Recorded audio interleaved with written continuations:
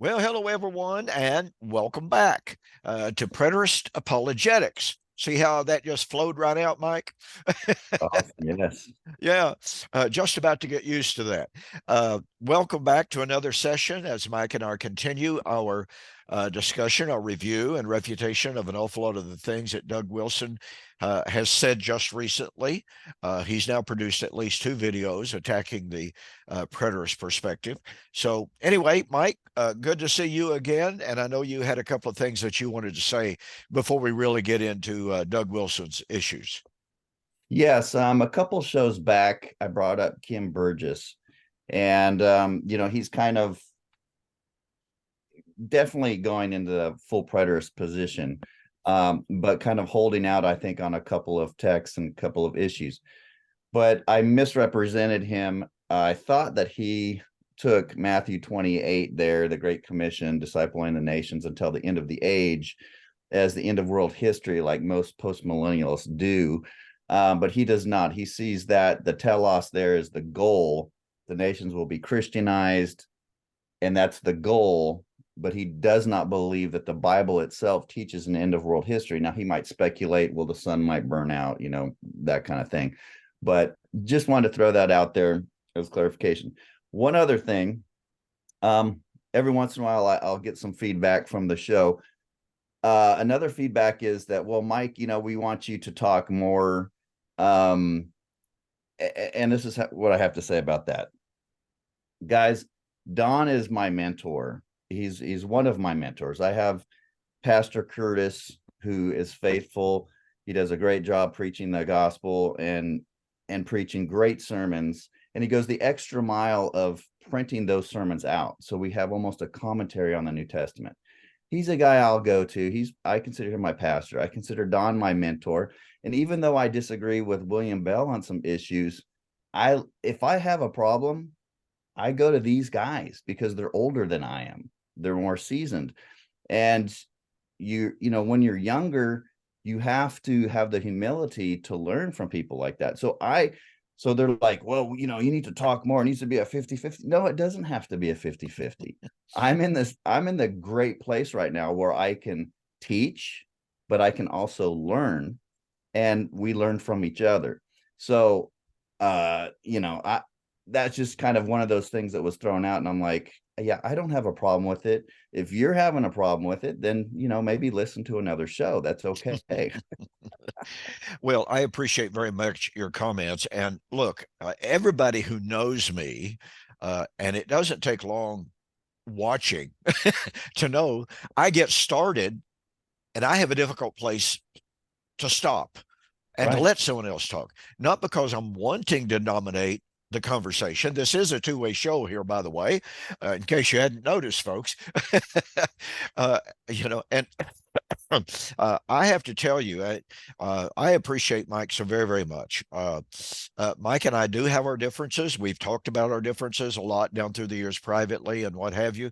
But I've known Mike since when was that, Mike? 1990, 89, 90? 90, 91. Yeah, right along in there. Uh, and I just appreciate how much Mike has grown uh, in the formulation of and articulation of covenant eschatology, and he jumped right in and started becoming the chart man. I've always been called the chart man. Now Mike's being called the chart man. Funny. Yeah, it really is funny. It's humorous. So anyway, I want everyone to know how much I appreciate Mike, and I'm not trying to steal his thunder when I talk. I'm not trying to do that at all. Uh, it's just my nature. And Mike is absolutely perfectly free and invited to jump in and say, "Hey, Don, let me talk, dude." Yeah. Yeah. And if I have something important to say, or if there's something I feel Don hasn't hit on, I'll jump in. But I'm completely comfortable, like a 70-30, 80-20. I mean, I like it that way, to be perfectly honest. So, so those people that, oh, well, you need to do your own show. Yeah, sometimes I do my own videos. But this is a very unique show, It and is. it's a great show, and I like the format, and I like just how it's going. So, Well, again, I appreciate that very much, and like I said, I appreciate you very much. I think this program is reaching a lot of people. The number of views on YouTube demonstrates that. Again, it's not quote viral, by modern standards of 50, 60, 70,000 views, but we're reaching almost 2,000 people a week of views, and that's pretty significant when you consider that preterism is such a quote radical unquote and minority view, that the fact that we are picking up so many people that are willing to listen. And I've invited you before to make sure you look at the YouTube video where it's being shown and just look at the comments. I mean, boy, and you'll have to excuse me, folks. I'm burping. I just got up a few moments ago from a really big barbecue supper. So, pardon me. And secondly, I've talked an awful lot this week, and so my voice is just a tad weak. But anyway, all right. With those preliminaries out of the way, Mike and I want to continue our examination of 1 Corinthians chapter 15. As we noted last week, Doug Wilson did not attempt at all any in-depth exegetical examination. He just alluded to 1 Corinthians 15. It's about the resurrection, at the human end of human history, et cetera, et cetera. And just expects his audience to accept that as truth. But Mike and I both came from futurist perspectives. Mike came from a dispensational background way back when. I came from an amillennial perspective way back when. Both of us we're used to taking the futurist view, 1 Corinthians 15. But we were forced by the text, by the context, honoring sound biblical rules of hermeneutic, rules that we didn't make up, folks, rules that you can find in good works on hermeneutic. And so by following those very rules, and by the way, following the hermeneutical principles laid out by some of the leading postmillennial scholars of the day, of the present day and the past day, we both wound up where we are today. And we have invited these leading postmillennial, amillennial, dispensational scholars to meet us in formal public debate, either as a tandem or individually. It doesn't matter to me. Right. What happens? Well, and about 9 times out of 10, they don't want anything to do with it because they know without any doubt whatsoever.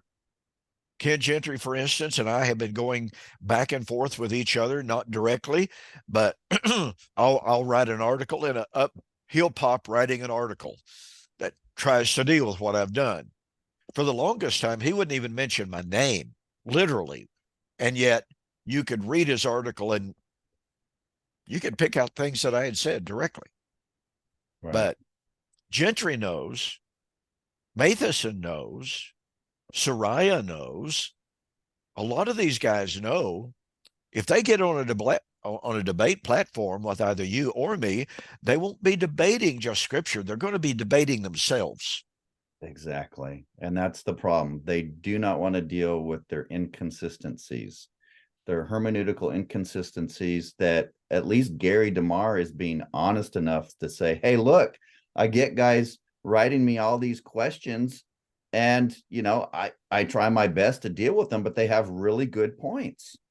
And I just that honesty is just so refreshing. Amen. And yet he is attacked, tarred and feathered by Gentry and Doug Wilson for saying the quiet parts out loud. Gary, you're not allowed to ask these questions. Those kind of questions are questions that come from full preterists. And we know what we do with those kind of questions. Right. We censor them, we bury them, and we don't deal with them because they're not worthy. So don't you start asking those questions. And it's just, I mean, how do you look at yourself in the mirror when that is your approach?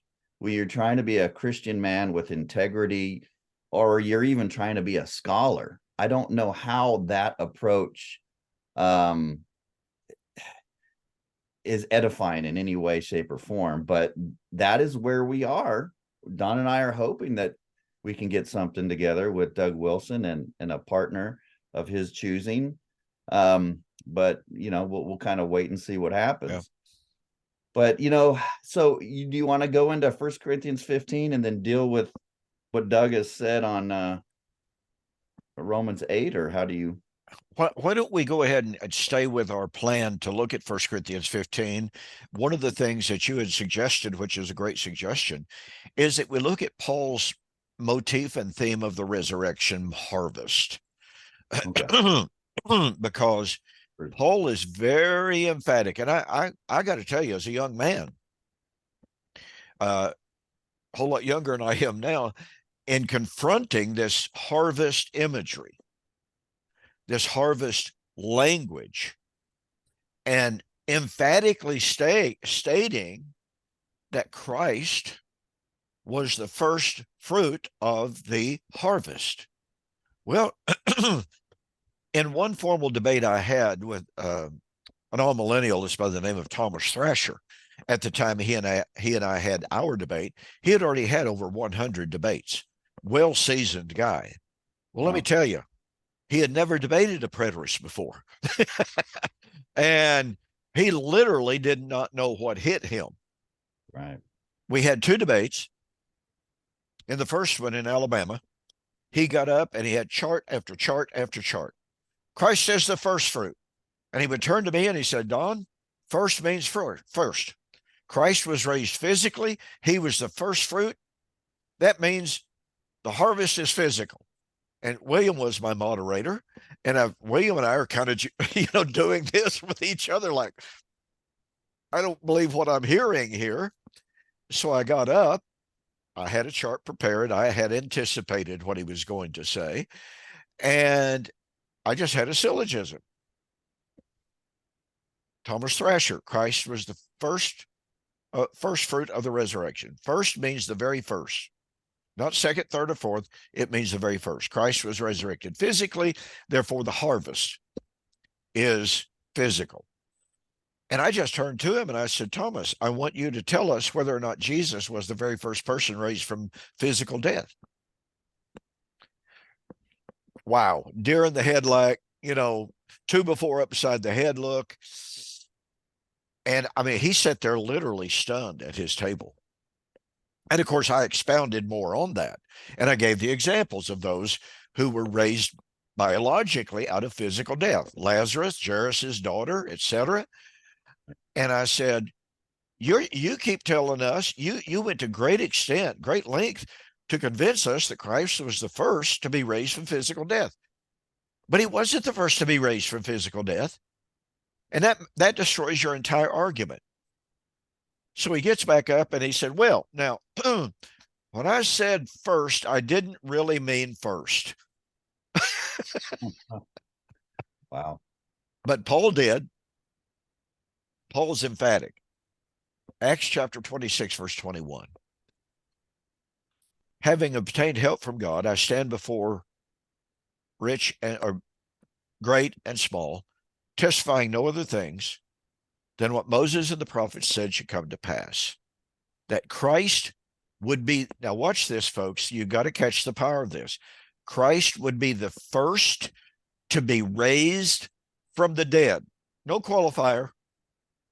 No qualifier at all. Christ would be the first to be raised from the dead. Well, Mike, I hear people saying, well, all that means is he was the very first to be raised in an incorruptible body. How do you respond to that? Yeah, that's what they always say. It's he's the first to be raised in a kind of body like that can go through walls, that can appear and disappear. And I think we've covered that in another show, where it's begging the question. They simply assume that Jesus's physically raised body after the third day was a glorified body. And we don't take that position. And there's really no evidence to support that. Jesus's body before his resurrection defied the laws of physics. He walked on water. He teleported a whole entire boat with 12 disciples 3.5 miles out, to the shore, just like that, immediately. That Greek word is really clear. So that just doesn't fly. And tracking on the argument that Paul is using here, Paul is bringing this out because, remember, this modus tollens argumentation. He's breaking apart their premise that the Old Testament dead ones will not rise or are rising with them. And he links Jesus as their first fruits. He's the first to rise out of the death and out of the dead ones.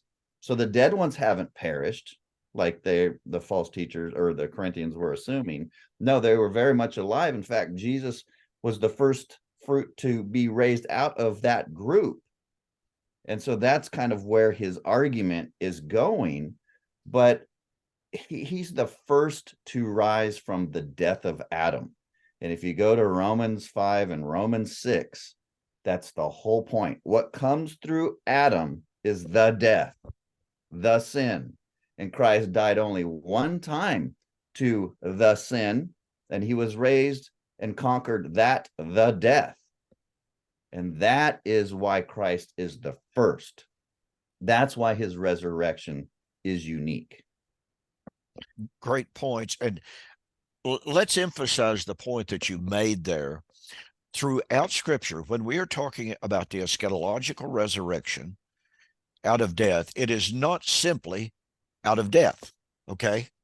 It is invariable. When the New Testament writers, and even in Isaiah 24 and 25, by the way, Meredith Klein makes a point of this. John Watts, in his commentary on Isaiah, makes a point of this as well, of pointing out that in Isaiah chapter 24 and 25, it is the death shall be overcome, shall be destroyed, shall be swallowed up.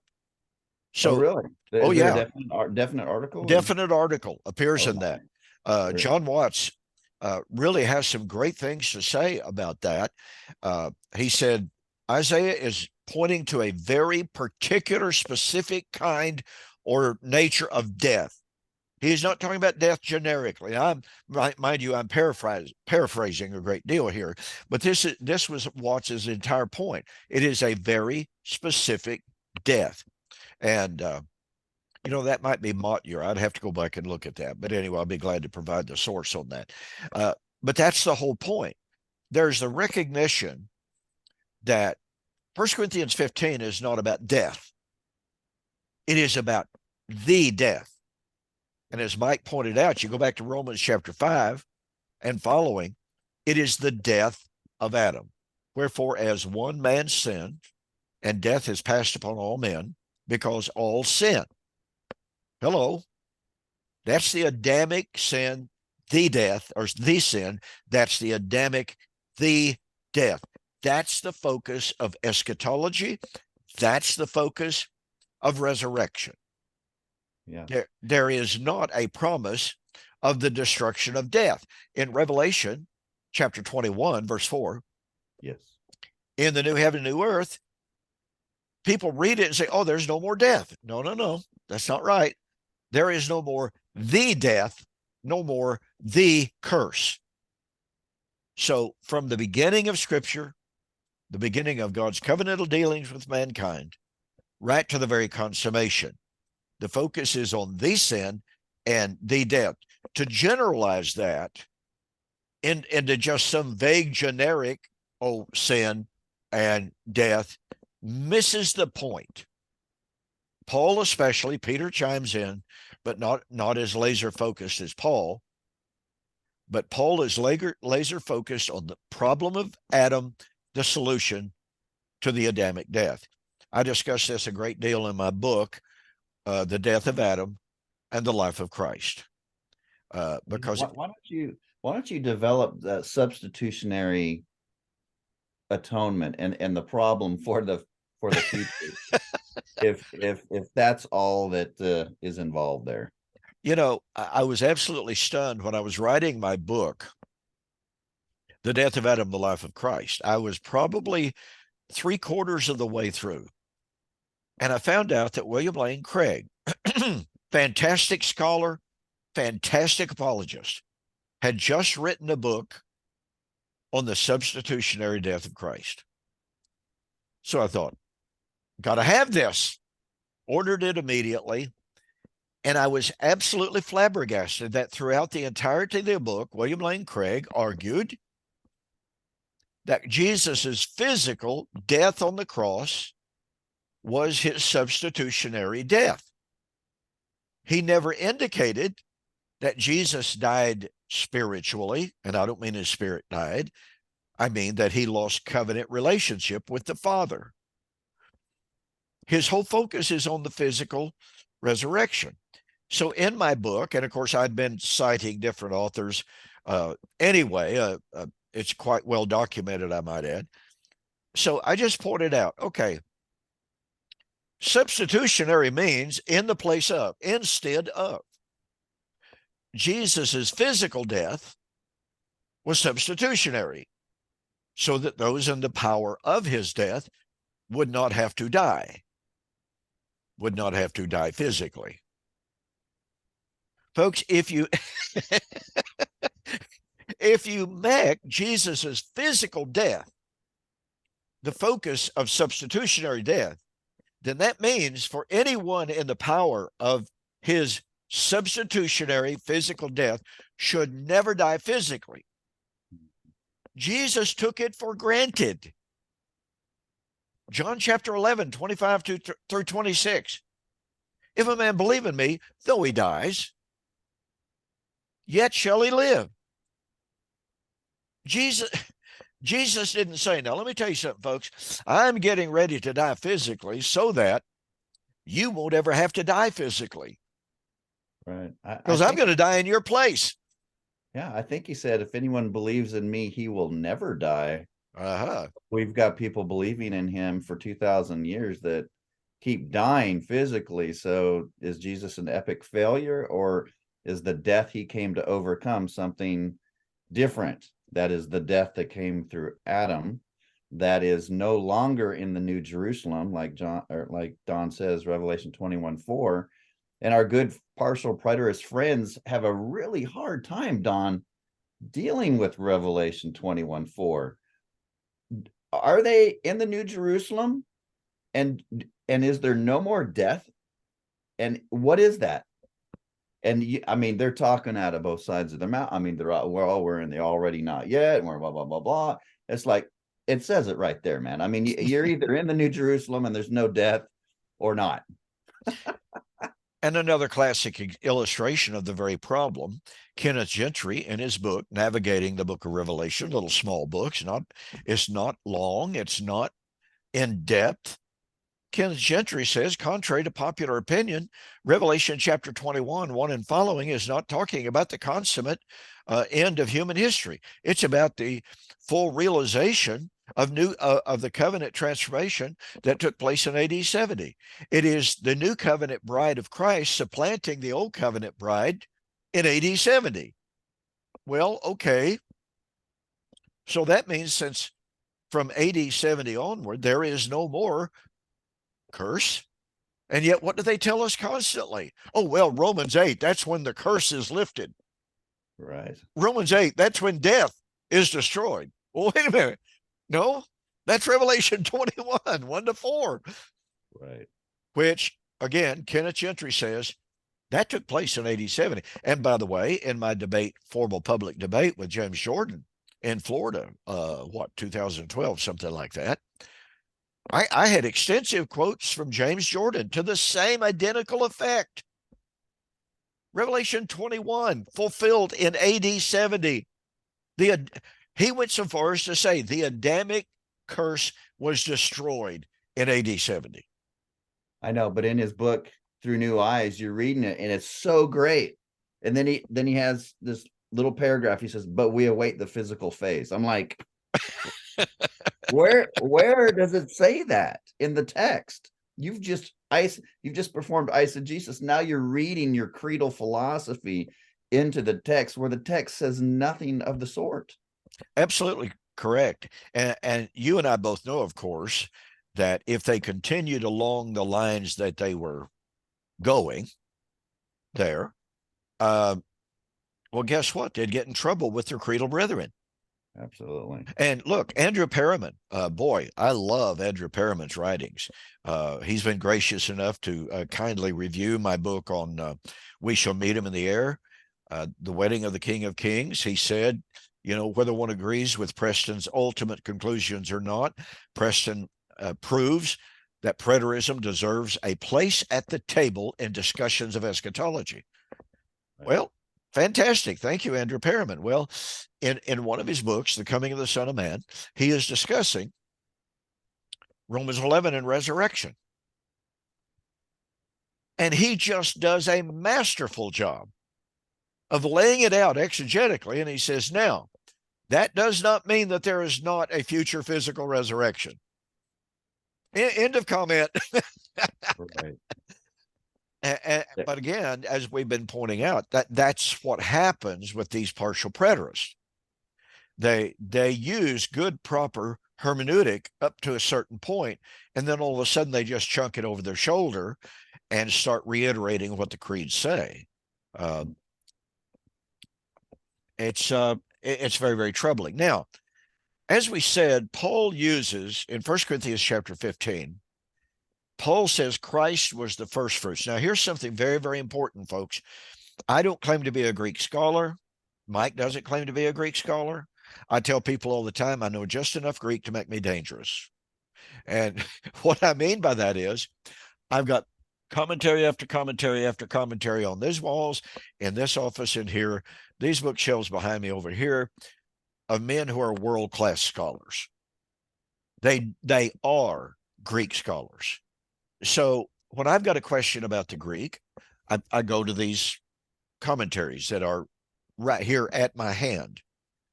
New International Greek Testament Commentary, one of them I keep the closest. Word Biblical Commentaries, and again, I've got commentaries by Robertson. I've got, you name it. You know, when I hear about a really good Greek Testament commentary that has, quote, new research or something in it, I try to get it. I spend a lot of money on books. So here's the point.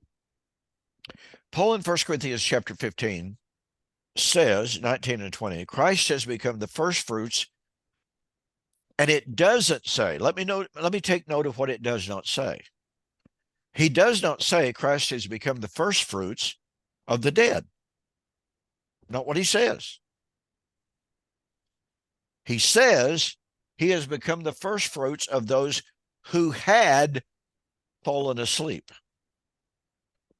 Now, those who had already fallen asleep constitute those that the scoffers at Corinth were saying, those who had fallen asleep before Christ. And that's the focus of the Greek, parsing there, so to speak. He is the first fruits of those out from among those who had already fallen asleep before he died. Okay, so he's not talking about Christians here. Yeah, that's the only group that he could be speaking of, is the Old Testament dead ones, because there were no Christian dead ones before Christ. Exactly right. So it's extremely critical to understand that the force of the Greek translation tells us of what group Christ was the first fruits. He wasn't the first fruit of Christians because, as Mike just said, there weren't any Christians when in existence when Christ was raised from the dead. So he wasn't the first Christian to be raised from the dead. But he was the first fruit, first to be raised out from among those who died before he died. That can only be Old Covenant saints. Folks, once you grasp that reality, that is really, really important. It helps us to focus in and realize that, contrary to what Doug Wilson and the great host of most commentators today say, Paul is not dealing with people who are simply denying, quote, resurrection generically considered. Absolutely not. They are denying the resurrection of those out from among which Christ was the first. Out of the entire body of those who had died before Jesus, and by the way, that would include all of those in Hebrews chapter 11, by the way, from Abel onward. And it's important to remember too, because people just, when they think of resurrection, they only think of the physical body. But all of these Old Testament dead ones, when they died, it's not as if spiritual death just went away.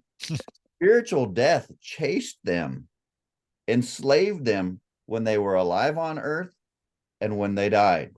And it doesn't matter if you're a soul sleeper or annihilationist or, well, soul sleeper, I guess, in this particular case, or if you believe they were conscious in Abraham's bosom or Hades.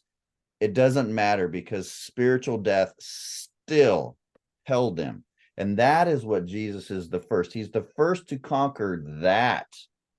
He was put to death in the flesh of the old covenant system, and he was the first to be raised in the new covenant system. And he is the cornerstone of that resurrection, glorified body that he's glorifying in the New Testament. Absolutely. It's interesting. William Bell pointed this out to me years and years ago, that in 1 Peter chapter 3 and verse 18, Peter says, pardon me, Christ was put to death in the flesh, but he was raised in the spirit. And William pointed out that the Greek of the text is in the locative. Now, what that means is that Peter is not saying, well, Jesus was put to death physically. Well, we all know he was. There's no debate about that whatsoever.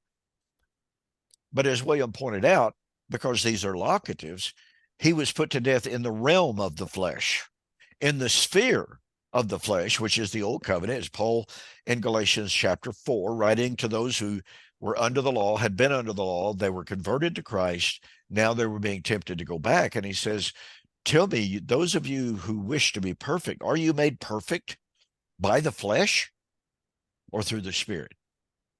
Exactly. And he's not talking about physical, biological flesh. He's talking about the flesh of the old covenant world. That's the world of the flesh, contrary to the world of the spirit. So as William is pointing out, he says Christ was put to death in the world of the old covenant flesh. He was raised, same biological body, but in the world of the spirit. The first fruits of that world. The very first fruit of that world of the spirit. This is where, Mike, it seems to me, I know you've heard this a million times. You preterists are nothing but Gnostics.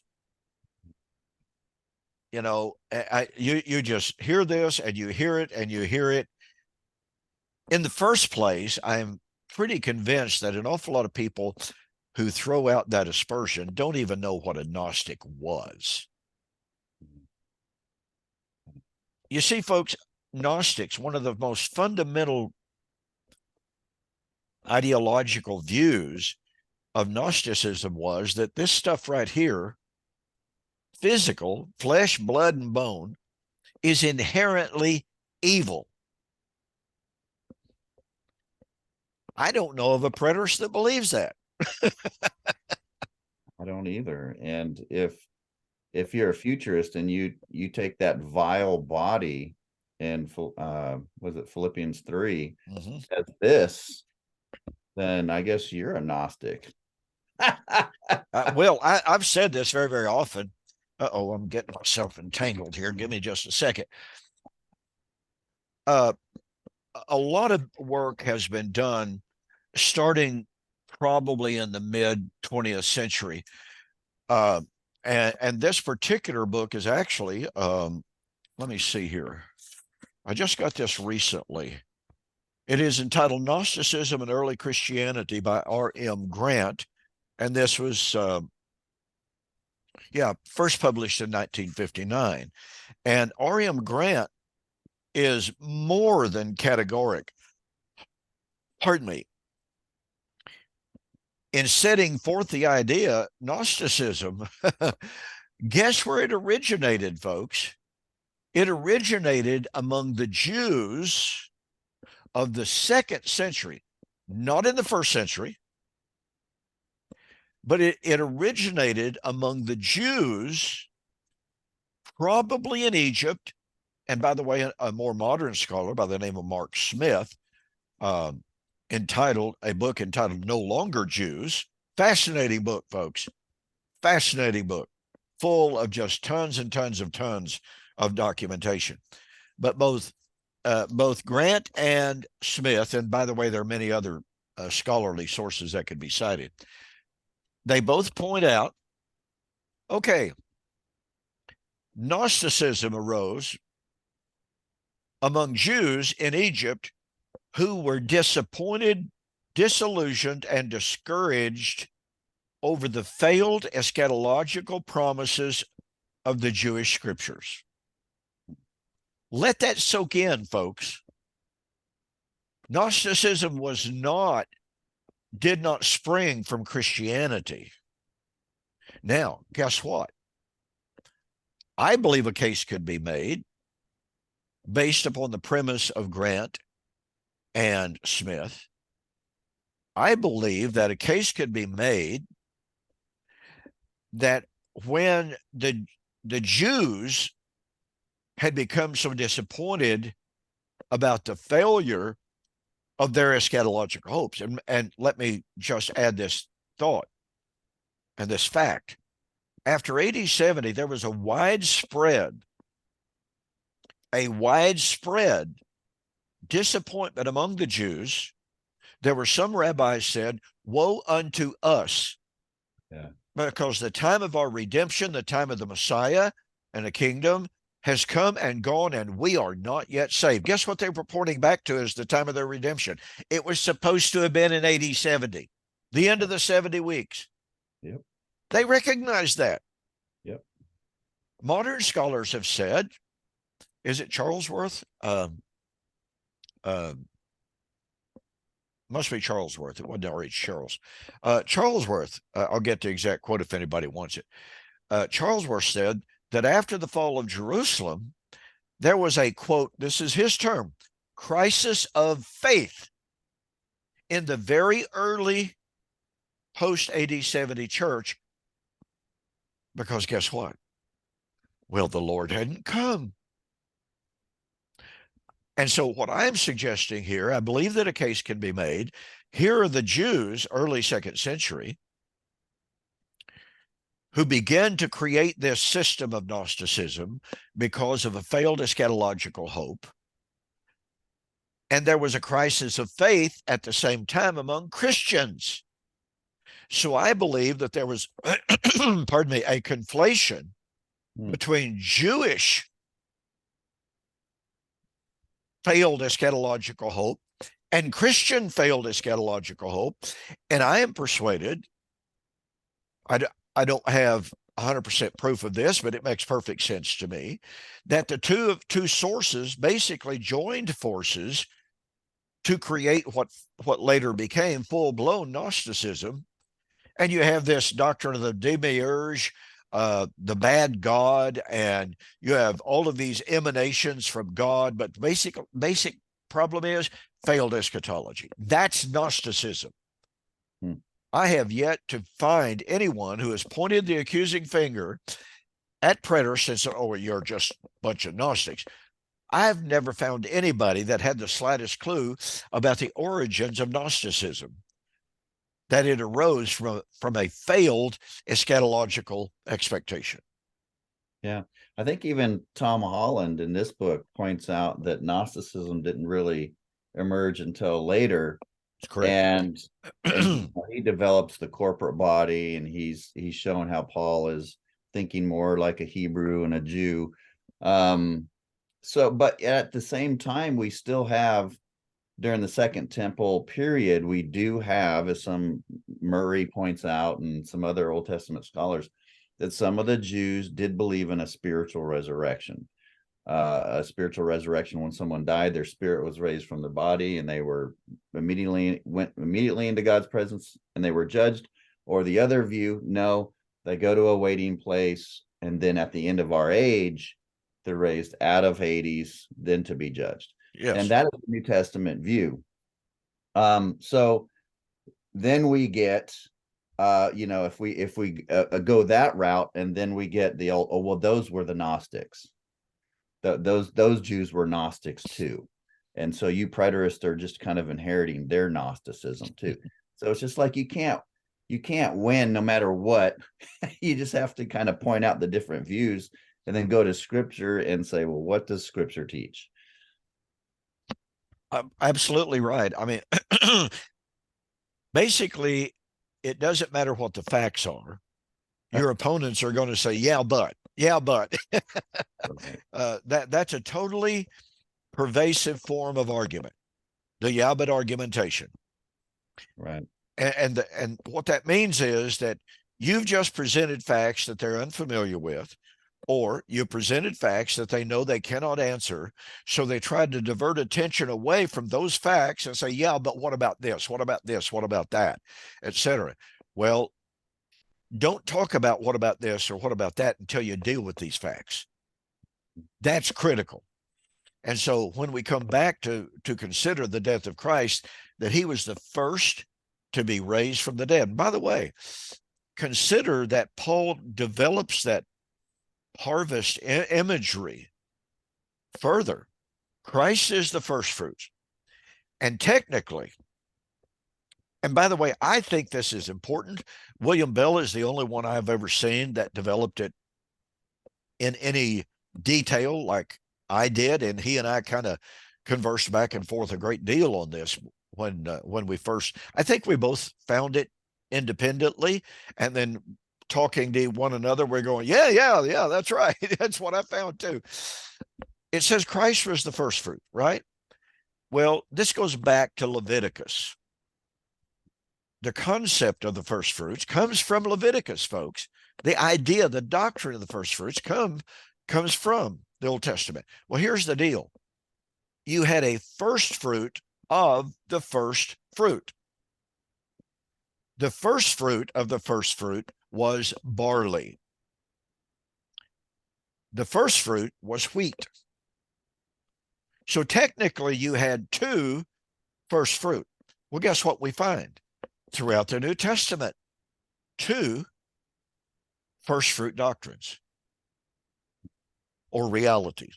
Christ is the first of the first fruit. He's the barley. Guess what? Of his own will begat he us by the word of God, that we should be a kind of a first fruits unto him. James chapter 1, verse 18. Well, of what were they the first fruits? Oh, the harvest. That's what first fruits is, ladies and gentlemen. It's the first fruits of the harvest.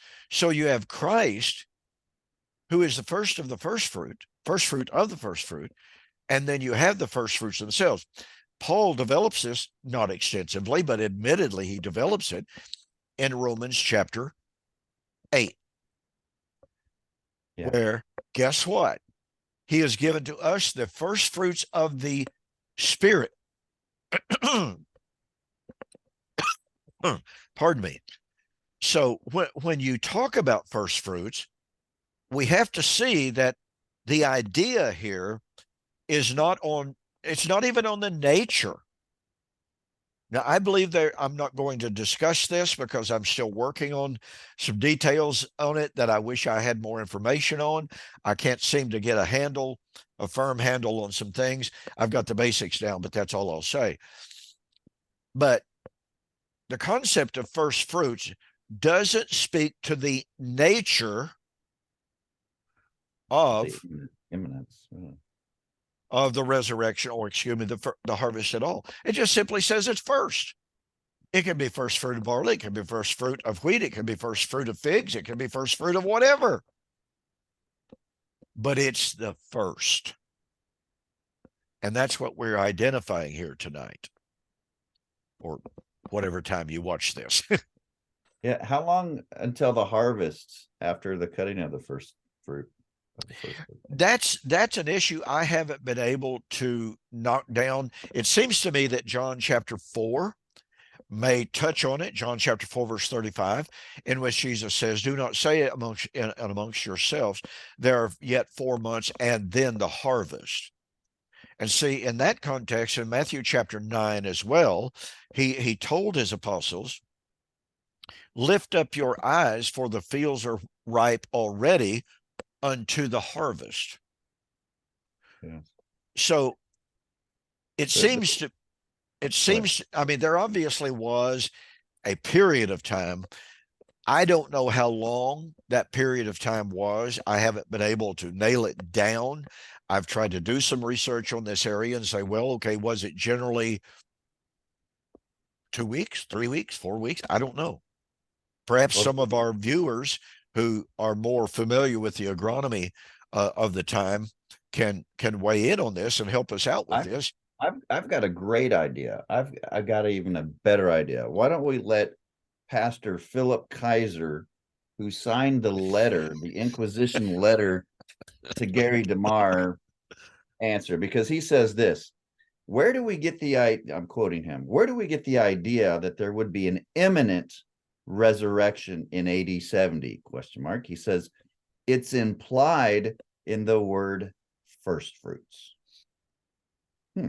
Hmm, Yeah, maybe we should have him explain that that. would be a great idea. Well, Yeah. listen, uh, although he didn't make the 70 AD application, W.D. Davies, in his The Gospel in the Land, I believe it was, commenting on Romans chapter 11, by the way, he brings 1 Corinthians 15 into it, right?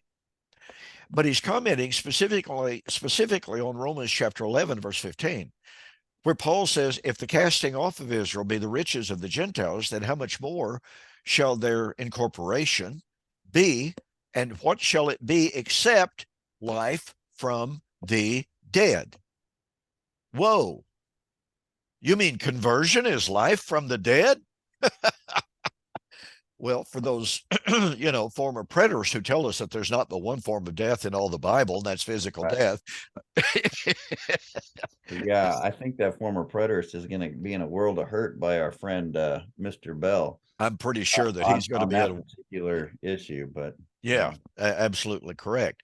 So anyway, W.D. Davies, commenting on that passage in Romans 11:15, says, we should not seek to escape the force of Paul's statement concerning resurrection here.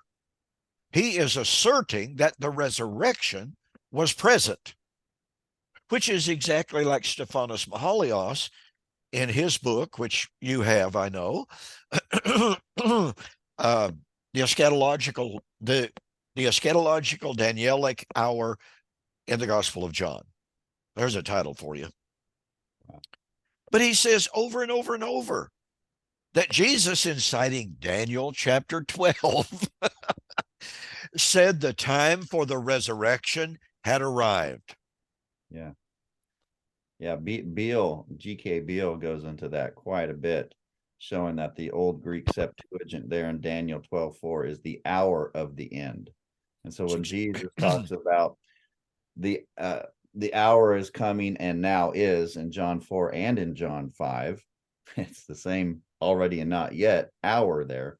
He's going back to Daniel 12. It's that resurrection hour of judgment and resurrection. That is the consummation. That's what he's talking about. That is exactly right. And yet here are these men, they acknowledge that the time of Daniel chapter 12 that he foretold for the last days, the last hour, the last day, had arrived in the first century. And yet here we are 2,000 years later, and it hasn't happened. This is why so many of the higher critical scholars say Jesus failed, because they have the physical aspect or the physical expectation, physical idea of the resurrection. Well, it obviously didn't happen, even though Jesus said the time had arrived for that. By the way, I discovered something just last week, and this is particularly relevant to our discussion here. In Daniel chapter 12, let me see, let me get my Septuagint. In Daniel chapter 12, verse 13, Daniel was told, but you go and rest. This is the English translation of the Septuagint.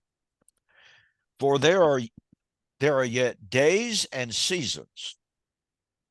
Seasons. Well, guess what that is? It is days and hours. Hmm. So when Daniel was told there are many days and hours between now and the fulfillment, and the New Testament writers here, Jesus says, you don't know the day and the hour, The day or the hour. Absolutely. but it'll be in this generation. Yeah. Okay. First Thessalonians chapter 5, verse 3. Now concerning the day and the hour. Where are they And drawing this concept of the days and the hours? exactly. And Right John, straight from Daniel chapter 12, verse 13. yeah. And John Gill, who didn't develop it, very reformed, very famous Reformed Baptist. In fact, all Reformed Baptists are going to go to John Gill. John Gill takes the day and hour of Matthew 24:36 as AD 70. And he even goes on and says that the Jews could have calculated the fall of Jerusalem within a year. And he doesn't explain that. And I think it goes back to that concept of the Jews calculated the 70 weeks or the 77s in the terms of 10 Jubilee periods Mm-hmm. from the destruction of the first temple, anticipating, like you said, the Jews were, when this temple is destroyed, Messiah is supposed to come. And they thought it was an epic failure, but they didn't realize Jesus was the Messiah, most of them. So yeah, that's awesome. Yeah, I was just I'd been working my way through Daniel chapter 12. I'm writing a paper entitled Did the Millennium Begin in AD 70? And yeah, Yeah. I know. And I was also developing a series of articles entitled Old Testament Israel, New Testament Salvation. But I was focusing on Daniel chapter 12 and how pervasive Daniel 12, how his terminology is used by the New Testament writers. Daniel was predicting the time of the end, the Kairu Suntalia, literally the appointed time of the end. And in Daniel chapter 12 and verse 6, one angel asked another, after Daniel's been given the vision of the great tribulation, the resurrection, the time of the end, the righteous shining forth in the stars, this one angel asked, when shall these things be? When shall these things come to an end? Well, that's the Greek word peros in the Septuagint. Then in Daniel chapter 12 and verse 13, Daniel, go your way until the time of the end, which is literally the end of the days. Okay. And it's the appointed time of the days. It's, let me see, I believe that's Eskatu Hemeron, if I'm not mistaken. Yeah, Sam Frost wanted to water that down. He tried to make it the end of Daniel's days, his death. That's the end there, and you just can't do that in a context. Yeah. Yeah. Well, Sam Frost is engaged in more verbal theological gymnastics than just about anybody you're going to see or find or read, none of which is contextual or true, but nonetheless, that's where he's at right now. So here is Daniel talking about the time of the end. Well, guess what? 1 Corinthians chapter 15, Paul's talking about the time of the end. Daniel's talking about the resurrection. Paul's talking about the resurrection. And out of which, here's Daniel was promised that at the time of the end, at the end of the days, and the end of the days is the 1335, which means it's the last day. Oh, John 6, verse 39, John 6, verse 44, I will raise him up at the last day. And by the way, Mahalios goes over this last day being Daniel's prophecy. Nice. Okay. Hello, folks. That's it. Why doesn't Mahalios develop Daniel chapter 12, verse 7? Oh, well, maybe there's a reason he didn't. Hey, send me that reference, that quote, will you? Which one? The last day of John 6 being Daniel 12. Yeah. Okay. I have to find his book. Boy, in my transition from my house as my office to my new office, I'm still looking for my books. So I'll try to find that. So okay. So we have these great themes. Daniel was promised that at the time of the end, he would arise to his inheritance, arise to his reward. That's at the end of the days. Okay. So we are told that Daniel at the end of the days would receive his reward, right? The end of the days is time of the resurrection. Time of the resurrection would be when the power of the holy people is completely shattered. But Christ was the first fruit of all those who had fallen asleep before him. That means Christ came out of the body of Old Covenant corporate Israel, including Daniel. So when would the harvest, which would include Daniel, take place? Well, let's see. Revelation chapter 11, sounding the seventh trumpet. The seventh trumpet just kind of coincidentally. Oh, yes, indeed. Oh, yes, indeed. Oh, my goodness. Yeah, got it right there. Yeah. Revelation chapter 11, the sounding the seventh trumpet. And of course, our friend Doug Wilson doesn't mention that the seventh trumpet is the last trumpet of 1 Corinthians 15. He And kind of I'm not seeing anything here about the time of the dead would be judged. not a I'm not word. really connecting that with that seventh trumpet. Huh. And Destruction of the city. there's not a word there about the prophets being rewarded either, or the saints being rewarded either. He just says Exactly. this is the end of the old covenant age of Israel. Mhm. So he kind of gives, Doug Wilson kind of gives the full preterist world his own head on a golden platter. And then he just ever so conveniently glosses over what he had just done and jumps then to Revelation chapter 20, where he says at the beginning of chapter 20, we now leave the discussion of the end of Old Covenant Israel and the end of her age, and we begin talking about our future. Well, no justification for it. He just simply says that's the way it is. No exegesis. He just gives his view of what the millennium is all about, admitting that the millennium is a very difficult, subject, but he takes it as the current Christian age. It ends with the second coming and on and on. But back to the point, Revelation chapter 11, the harvest, the time of Daniel's rewarding by Christ, who is the first fruit of the harvest. Revelation chapter 11, at the sounding of the seventh trumpet, again, which is ever so conveniently the last trumpet of 1 Corinthians chapter 15, verse 52. At that time, it is the time of the dead that they should be judged, and of the prophets and the saints that they should be rewarded. Well, folks, what in the world is that except the resurrection of Daniel chapter 12? But of course, Doug Wilson has already told us, he told us this in the very first video that we have been examining, that he doesn't pay a whole lot of attention. That's not his words, but he doesn't pay a whole lot of attention to Daniel chapter 12 because it's too obscure. Oh, man. And yet Daniel chapter 12 permeates the book of John, again, according to Mahalios, the book of Daniel, Perriman, N.T. Wright, most scholars today, pardon me, they recognize that Daniel 12 lies behind, serves as one of, certainly not the only one, because Isaiah 25 and Hosea 13 come into play here, but Daniel 12 is in the background of 1 Corinthians 15. Okay, so we have back here, Daniel promised his reward at the time of the end when the power of the holy people will be completely shattered. And in Revelation chapter 11, we have the prophets being rewarded at the time of the judgment and destruction of the city where the Lord was crucified. I wonder where that was.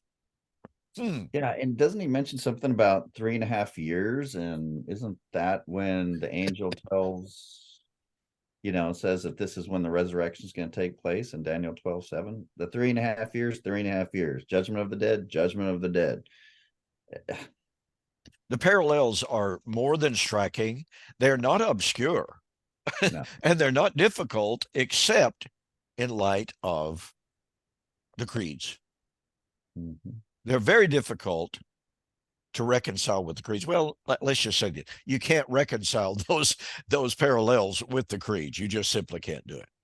Well, all right, folks, we didn't complete our study of the first fruits and the harvest.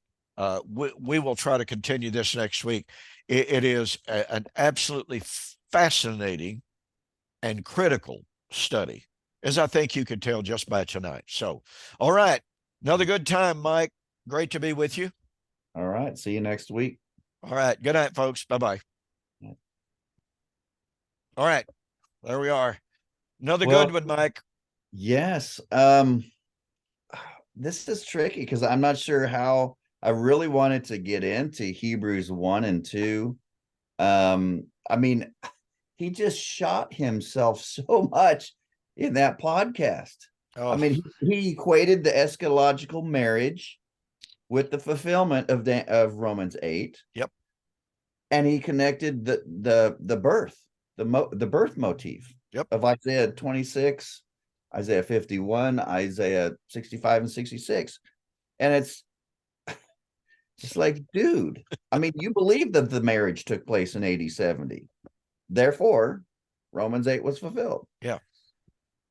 So I was going to ask you, because we didn't really get into Psalm 102, but he talks about the appointed time Oh, yes. in Psalm. And so I don't know what the Hebrew there is, but is he not tracking on the appointed time of Daniel? Yeah, I think so. Well, I think Daniel's drawing on it.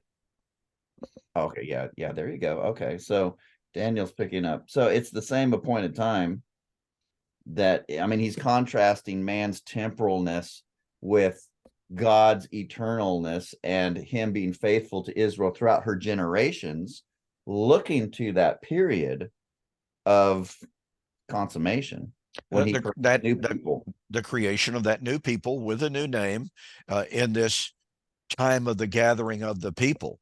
And boy, I tell you what, in this manuscript, Resurrection Feast Fulfilled, if I ever get it done, Gads, this has been a nightmare. Okay, absolute total nightmare. I reached out to a guy who's a PDF expert, right? Right. And asked him if he could help. He's volunteered to do that before. He is a professional PDF guy. So I reached out and told him what was happening, et cetera, et cetera. And he said, well, you kind of were shot in the foot from step one because your document was converted into Google Docs. Google Docs doesn't accept a page size that you produce your manuscript in. Well, that throws the indices completely off. It throws the table of contents completely off. And I'm going, and I spent $1,000 on a guy to do additional editing and generate my indices, what have you. And it's just gone, blah, blah, blah. So Oh, now this guy has said, okay, I will work with your guy. Here's what has to be done. Mike, he writes out a full page of steps, step, step, step, step. And I'm going, whoa. I don't understand a word this guy said. It's like your book is held hostage It is. It in is. cyber jail. It is just, it is absolutely unbelievable. Okay, I got sidetracked. I lost track of what I was going to say, but uh, it was Well, something. it's Oh, God's in the book. problem. Yeah, in the book, I have this entire chapter devoted to the study of episynagogy. Episynagogy is resurrection. Right. Oh Okay. yeah, in the And Old so, Testament, we oh say, yeah. yeah. And Psalms 102 is one of the key Old Testament eschatological texts. Isaiah 27:13. Mhm. key eschatological texts of the episynagoge at the sounding of the great trumpet, which is Matthew 24:31, 1 Corinthians 15:52, and on it goes. Right. It was such a marvelous, enriching study to trace episynagoge throughout the Old Testament eschatological passages. It's awesome. If I ever Yeah. get it published. Yeah. Yeah. Yeah. Because, and I was going to bring this up if we covered a critique of him on that, and that is the partial preterists have surrendered 100% of the second coming passages. When you throw Milton Terry in there and these other guys, it's done. So they only have two that I have found. I found admissions for every end of the world type passage. They all refer to AD 70 except for two, and that is Hebrews 1 and Revelation 20:11. That's the only two that they have left. And it's just like, you're going to build your entire theology. I mean, it's Well, crazy. to me, to try to build a case on Revelation 20:11, heaven and earth fled away because there's no place found for them, that means that there are 3 times of the destruction of heaven and earth in the book of Revelation. Yeah. Yeah. Revelation 16, heaven and earth fled away because there was no place for them. Revelation chapter 6, destruction of heaven and earth. So, Joel McDermott was just hilarious. He tried to make a distinction between, because it's a different Greek word. I think it's fuego or something like that. yeah, Flee versus pass away. yeah. And he did this big gymnastic thing on it. But the greatest admission, he's like, but Joel, you don't understand. He's used that Greek word before in Revelation 6 when he talks about the islands fleeing away. Yeah. And so the decreation you admit here in Revelation 6 using that very word is AD 70. So you can't use, the two different Greek words argument. But that gets back to that missing word, different word hermeneutic. I know. I know. Well, I got to get over to house. So we will see you later, my friend. Good night. All right, brother. Take care.